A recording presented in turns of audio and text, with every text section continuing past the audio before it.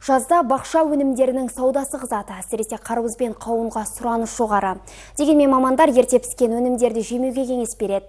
Бұл улануға алып келуі мүмкін. Аурудың алдын алу жолдары қандай? Әріптесім біліп қайтты. Санитар мамандар жеміс-жидекті таңдаған кезде мұқият болуды ескертеді. Қарбыз бен қауындағы нитрат жылы кезінде шамадан тыс болуы мүмкін. Сондықтан салқындатып барып тұтынған абзал. Тамақтан улану жедел түрде басталады. Алғашқы белгілері байқалған кезде бірден ауруханаға бару қажет. Жаз мезгілінің ыстығына байланысты, температураның жоғары болуына байланысты тамақтан улану жағдайлары көп тіркеледі.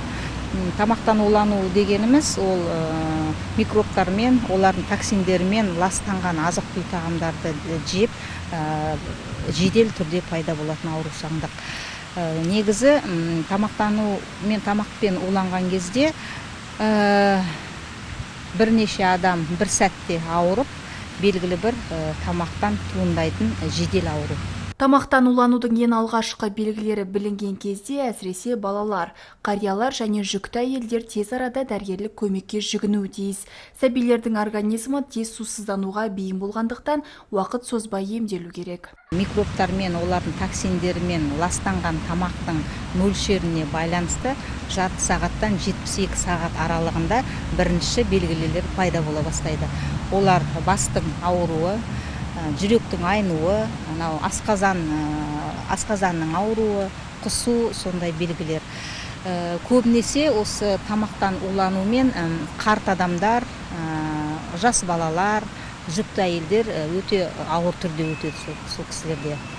Сондықтан да клиникалық белгісі қанша мөлшерде осы ластанған тамақты жеуіне байланысты. Облыс бойынша соңғы 6 айда бақша дақылдарынан тамақтан улану жағдайы тіркелмеген. Дегенмен санитар мамандар көтерме сауда орындарында жиі тексеріс жүргізетінін айтады. Уланудың алғашқы белгілері пайда болған кезде жедел жәрдем шақырып, немесе дереу дәрігерге жүгінген дұрыс. Мамандар өз бетінше үйде емделмеген жөн екенін ескертеді. Дариға Жаманова, Жайнар Жақсыбаев, Роман Капулов, Сарыарқа телеарнасы.